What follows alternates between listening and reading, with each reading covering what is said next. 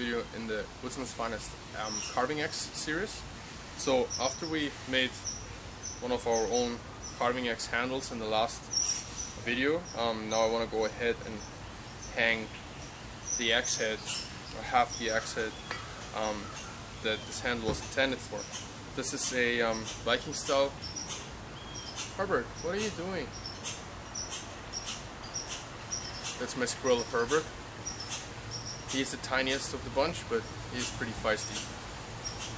Okay, so this is an Viking style carving axe head. It's about 1.5 pounds, made by the Toronto blacksmith Paul down in Toronto that I've been working with a lot. And there's gonna be a video coming up that's a little bit of a collage of the time when I went down to him and we forged an axe head together. However, this is one of his signature style carving axe heads. That's a little bit of a mix of a Eastern European and a Swedish style carving axe. So this is the one that's gonna be hung, and yeah, I guess we're just getting right into it.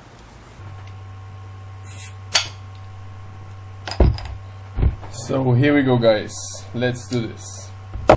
So I'm gonna do voiceover for this video as well, just because the autofocus was just so loud. Here you can just see the materials and tools that I'm using for this project, and what I'm holding up here is some buckthorn that has a nice flat sawn grain, and it's an extremely tough wood, and I've been using it very successfully for a wedge. So the wedge is going to be made out of this, and other than that, of course, there's my Japanese folding saw, my sloyd knife, and the handle axe that we're going to be using for this project.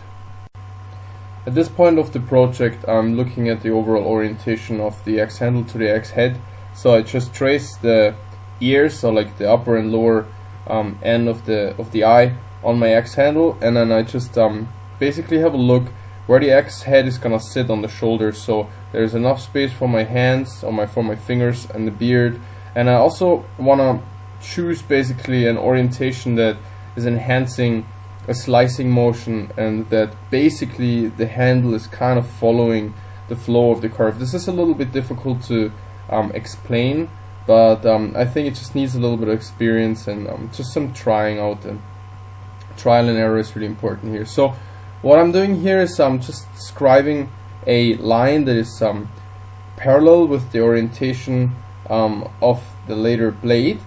And so that's just gonna make it easier for me to find kind of the middle point. So when I put the axe head on top of the axe handle, I can just basically align the blade with this line and then just scribe inside the eye to just get a better understanding of how big my initial handle has to be to fit into the eye, basically. So that's what I'm doing here, just tracing inside to get a little bit of a better idea and just keep everything aligned.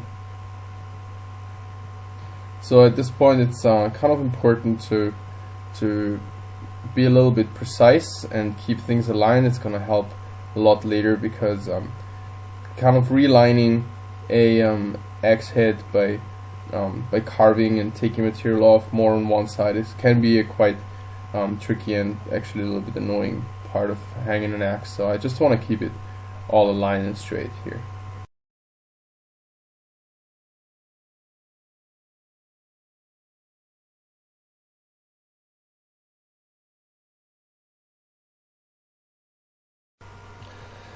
Okay guys, so at this point my draw knife and my spoon mule is just coming into play once more. I forgot that I'm going over the tools. You can do this step very easily though, using just your sloyd knife, rasps, files and everything. As you know, I keep it all always to the knife, but I just like using the draw knife here. So the handle goes back into the spoon mule, and I basically just from these shoulders, the shoulder is the part basically where the curve ends and this like blocky part on top of the handle starts. I'm just tapering down to the lines that I just scribed inside the eye, and I'm using my draw knife with the bevel down, not to dig too deep into the material. I love using my draw knife that way. So that's basically just what I'm doing here.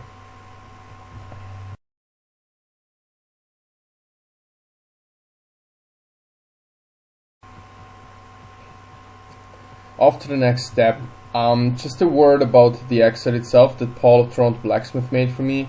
At this point I should have taped the axe, the blade, because it was not razor sharp, but it was sharp enough. I'm very often working with edge tools like that, but in retrospect I should have taped it down with duct tape and masking tape just for safety, so that was kind of a fault on my side.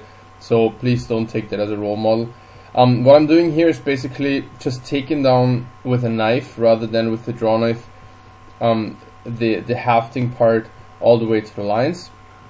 I just like doing it that way, so I rather don't cut away too much with the draw knife first, because of course you can always cut away more, but you can't really add on anything again. So I'm just at this point I'm just shaving it down to the lines, checking with the axe head until I feel that it starts sliding into the eye.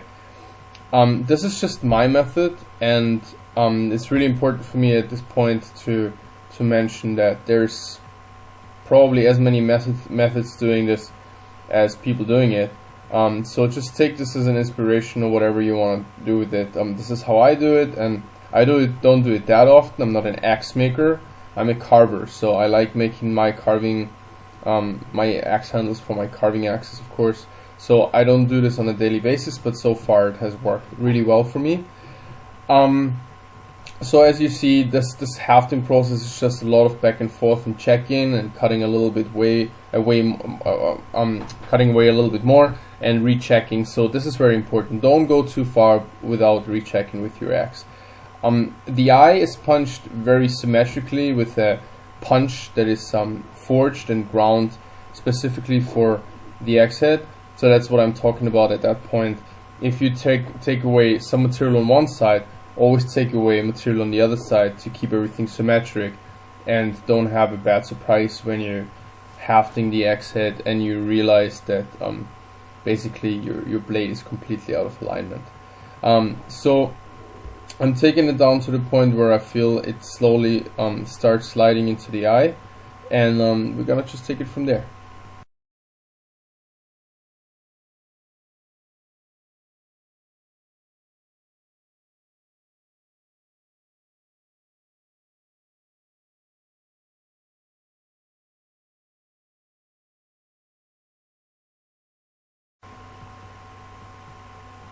Here I'm going over to the first thing that I'm doing as soon as I realize that there's some progress in the hafting. I'm taking a pencil at this point, and as you can see, I'm gonna start marking the inside of the eye of my axe.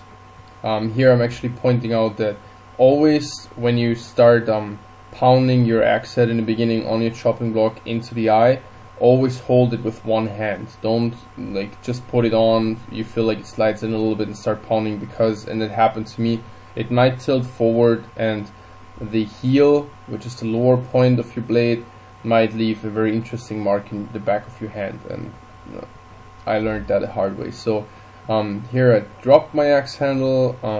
Yeah, I'm very professional. So what I'm doing at this point, I'm coloring the inside of my eye with a pencil, so that when I slide the axe head on, I can very accurately see where I need to take away material, because the axe head or the inside of the eye is rubbing too much and there's too much material. So this is a very easy thing to do, and it just gives you a very good reference of what pieces you have to shave off to make the axe head slide on your handle. We're coming to the part now where the axe head is slowly fitting onto the handle, and I just want to say a word to taking material like this bulk material down in the beginning. You're always gonna be having an easier time if you just start from a square part. You're just taking the edges or the corners off, and then just keep taking off ridges and beveling. That's easier to work into a round shape than taking whole surfaces off, if that makes any sense. So what I'm talking about here is the eye of the axe. The inside of the eye can have, as far as I talked to Paul, several different profiles. So it can either be totally parallel, or what I'm showing here, which looks a little bit like an Indian dance, is a hourglass form. that I'm trying to describe. So the inside basically narrows down to the middle part and then it flares out again, as I described here. That it has an influence on how we want to shape the haft. If the inside is parallel, we can just shape a parallel piece basically and put in a wedge and lock it in place. However, with this hourglass shape, naturally we can't put in a piece of wood that has an hourglass shape carved into it. So our haft is basically tapering down, coming to the shoulders in the middle of the eye on the inside, and when it comes out on the top, it basically looks like it's far too small. But we're putting this wedge in with something like a 15-degree angle or 20-degree angle, and it makes the top flare out so much that it's basically mushrooming over the sides. And this are the sides, the top part of the eye, the top ears. This is giving an amazingly secure fit. And as far as I understand, a lot of the Swedish axes are formed that way, and I can just say from my experience that my Grand Force axes, I've done things to them that they shouldn't have survived. So this is the reason why we're basically tapering down the top of the haft. And so what I'm doing here is I just keep doing the whole process of taking the pencil marks off. And something that I can't really teach you here, like there's so many different kinds of axes and axe heads, and ways the ears are shaped, and the ears are basically the top and the bottom shape of the eye. So they can be round, or they can be completely straight cut off, or they can be even pointy.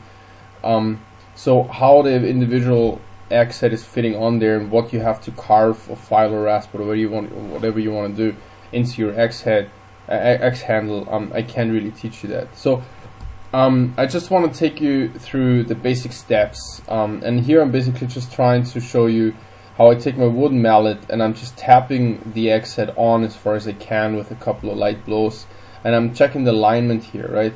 So it seems like my blade is slightly out of alignment, so I'm just saying that I need to bring the one side down in order to bring my bit back into alignment.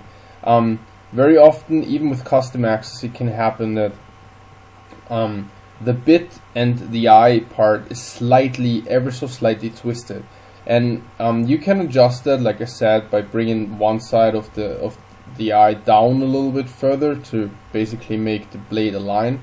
But it is not even necessary. So here I'm checking the alignment again, and what you saw was I was basically hitting the pommel of my handle and letting the axe handle slide through my hand. Of course, not letting it like fall down, but basically that is a very traditional way how you see people hafting axes. So you just basically let it slide through your hand and hit the pommel, which just wears a little bit, and it uses the weight of the head basically to haft the axe. So what I'm talking about here is I've just looked further at the alignment, and it's not bad at all. I mean, like, we're talking about very, very small adjustments, which I'm doing here with my later wedge. It's just a piece of hardwood, and I'm holding it on one side of the eye, tapping onto it, and just see if I can bring down this one side of the eye a little bit further to make the blade align with the handle. But I'm really anal at this point. You really don't have to have this absolutely perfect alignment. We're talking about like slight misalignment, so we're talking about pretty much nothing. And in my experience, as you can see here, there's not even an obvious misalignment, but still, if you aim along, you can find this little bit of offset, and actually not even worth mentioning, especially when you work with an axe every day.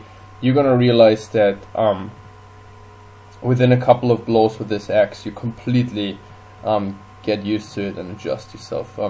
So I'm talking just about the hand feel in this point. You saw me balancing the axe, so very often I find axes balance right behind the head. This one is even a little bit further towards the handle, which is great because it gets the balance point further to where I grip the handle usually. You see this method where I'm just tapping slightly on the bottom and the top of the basically the toe and the heel of the axe blade to take it off. It's just a slightly back and forth rocking motion. It's wearing down the mallet a lot, but I can carve another one, and this is for me the easiest way personally to take the accent off and when I have to do some recarving. So here obviously I wanted to get the accent a little bit lower onto this shoulder that I created by tapering the top part, and now that the axe handle is nearly fitting, I'm just putting a little bit more time into the axe handle to see if I want to do something. I can still recarve it when the axe head is on there, but to be honest, it's a little bit trickier, a little bit more risky and dangerous, because you're having this shaving sharp blade mounted on there. And I just decided I wanted to take a couple more of the let's say like chamfer or bevel a couple more of the corners and just round it down a little bit with a couple more smaller facets than these really big ones. So whatever you want to do now, painting, decoration, that's the time where you do that.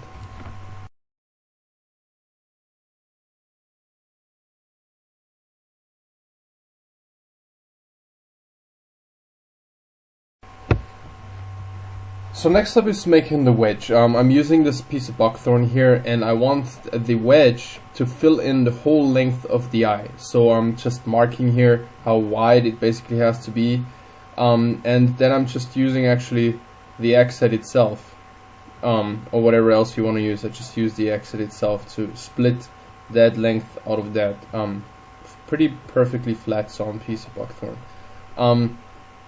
Like I said, I want the whole width or length of the eye filled in, to also basically give some not only lateral mushrooming but also lengthwise, or like basically parallel to the axe head. So that's what I'm doing here, and the next step is gonna be that I take it over to a little bit of modern technology just for the ease of it, and just bandsaw the wedge out. But again, you can X it out, you can sand it out, you can carve it out. It's totally up to you. Every now and then I'm just using a bandsaw for something if I just want to save some time. And in here, obviously, I just want to go ahead.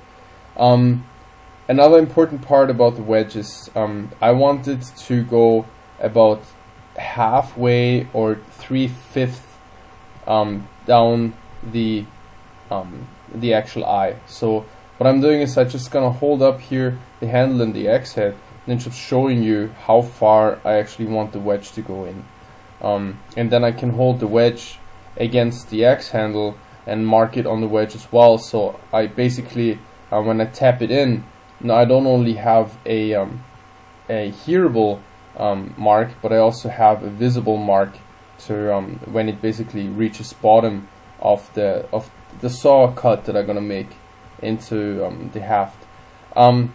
Here I'm just talking about that I like these very far protruding wedges. In the past I have made wedges that were flush with the axe head top, or nearly flush. Of course you need some mushrooming out, and I used metal wedges and all kind of stuff. Some metal wedges I made myself, some I got from Japan, hammer forged, I brought over, and these are really good for felling axes and bigger axes. But on a carving axe, I often want to change the handle for whatever reason. I want to put a longer one on it, or like just exchange it for whatever reason. So I put a long wedge on there, and I can just tap it with a mallet or with a hammer slightly on the side, and I can just take it out and exchange the handles.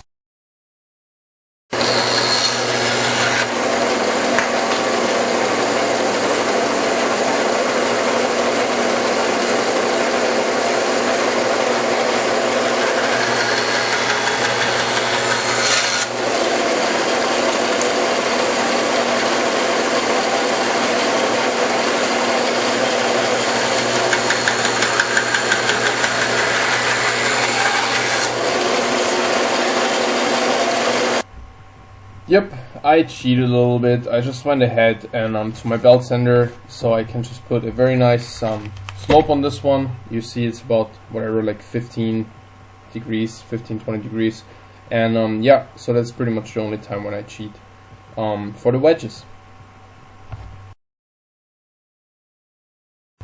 Sorry for the lighting, guys. Here I'm just trying to just show you how the X looks before I cut the slot, how much it protrudes basically above, and you can see that there was a little bit of a gap that we're gonna fill in now with the wedge. So here I went ahead and used my saw just to cut the slot down to my mark, which is about halfway down the eye of the axe head. Yeah, so the next step is gonna be to put the axe on and the axe head on, and pound the wedge in to make this gap on the top basically flare out and mushroom over.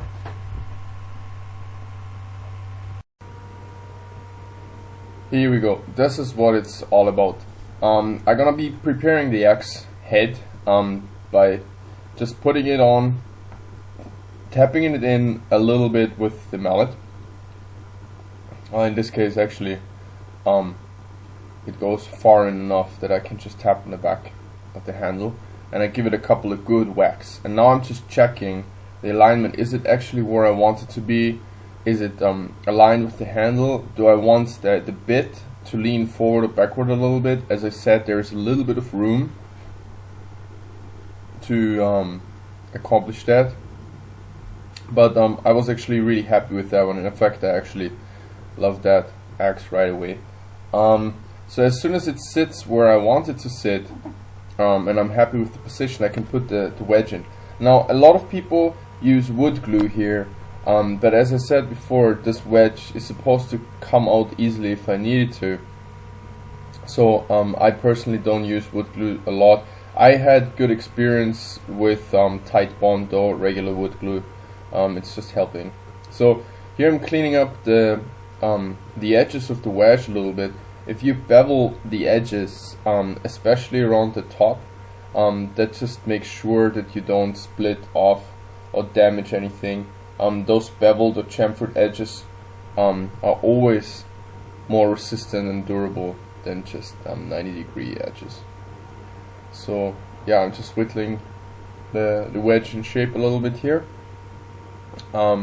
Next up, I'm gonna be putting it into the top of the slot that I sawed out. And just another word about the wedges. Wedges can have all kind of different angles, and this is something that's probably to a certain degree a little bit of a craft itself. This one here is around maybe 17 to 20 degrees, hard to say. I could have made it a little bit thinner in retrospect, but it fit nicely in the end. It's really depending on the eye shape as well. If you have this hourglass shape on the inside, there's more material to fill in, so probably it was actually pretty right. So what you saw here, I just also made the bottom part of the wedge very sharp so it fits in the slot nicely. And now instead of pounding it in with my axe straight, and I'm just tapping it here lightly, but I don't want to pound it in all the way with the pawl of my axe because I'm gonna be damaging the wood most likely. So what I'm doing is I just put another piece of wood block on there that has like two straight surfaces on both sides. And I really like using my carving axe for all kind of stuff like that. So I was always impressed watching all the videos of log home building from Finland, and people would do everything with their axe, from the hewing part all the way to driving in pegs and everything. So I use my personal axe for that kind of stuff as well. So I gotta give it a couple of good whacks, and then I'm kind of listening to the sound, and I look at my my line that I scribed before. So the line would match exactly the bottom of the slot that I was sawing out. And here again, this is a lot about feeling. So you don't have to drive it in all the way to the bottom if you feel like it can't go that far, because there is a possibility to split the handle a little bit. However, with this hourglass shape, you have the wall in the middle coming in quite far within the eye, so it kind of keeps it from splitting. But yeah, at this point I'm just checking again if everything is aligned. Give it a couple more whacks. Listen to the sound again. It shouldn't be too hollow, it should be kind of a sound like I'm hitting ground. And yeah, this is actually all that's to it. So at this point I can still take it out if I want to.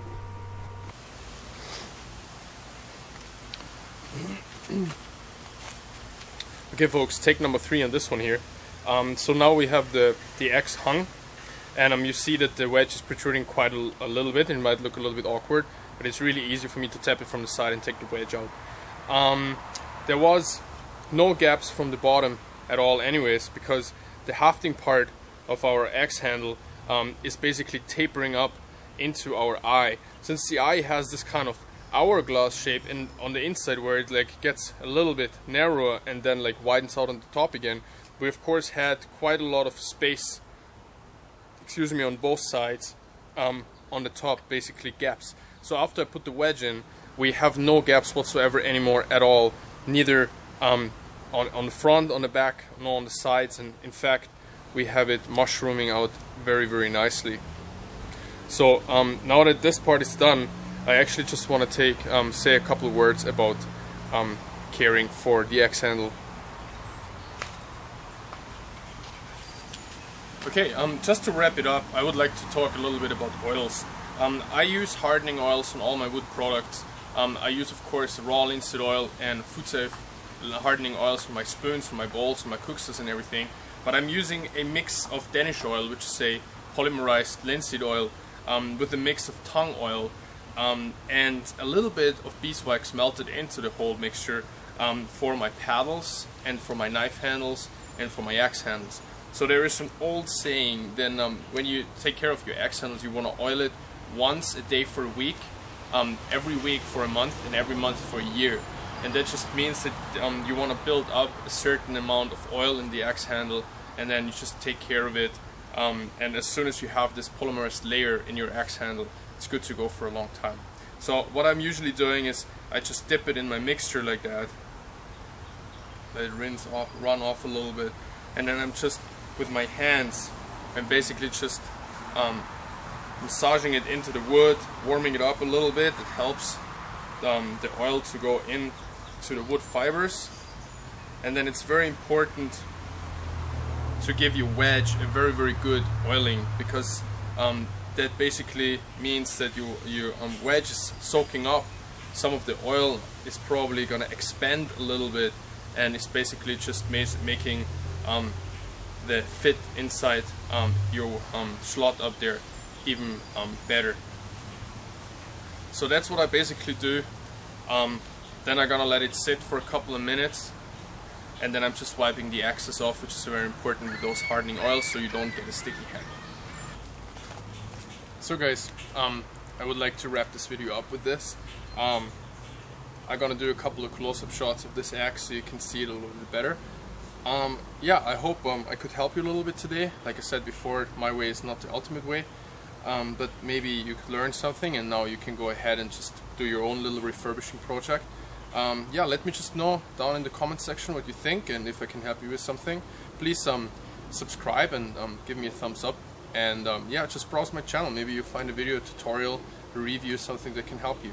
Thank you very much, and I hope to see you next time. Cheers. Thank you again for watching, guys. This was a little bit of a longer video than I actually intended, but I hope I just gave you a good impression, and yeah, you can just take it from here. Please visit me as well on the Woodsmans Finest on my Instagram and on my Facebook page, and on the woodsmansfinest.com for my custom gear, my custom knives and leather gear, and my hand carved goods. Thanks a lot, guys.